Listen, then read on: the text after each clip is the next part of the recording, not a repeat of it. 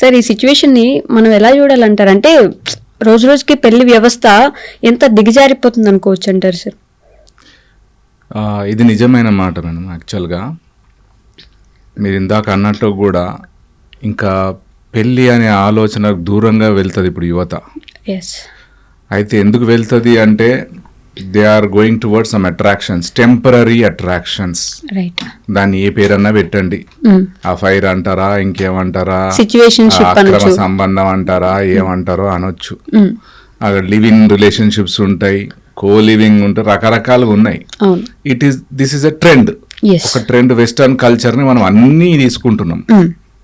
Dress style తీసుకున్నాం వెస్ట్లో నుండి, ఎగ్జాక్ట్లీ. ఓకే, లాంగ్వేజ్ స్కిల్స్ నేర్చుకున్నాం అక్కడ నుండి, లైఫ్ స్టైల్ నేర్చుకున్నాము. ఇవన్నీ నేర్చుకున్న క్రమంలో మరి మనం వెస్ట్ అంతా చూడలేదు. ఎంత డిస్టర్బ్డ్ ఉన్నారా లేదో తెలియదు, కానీ మన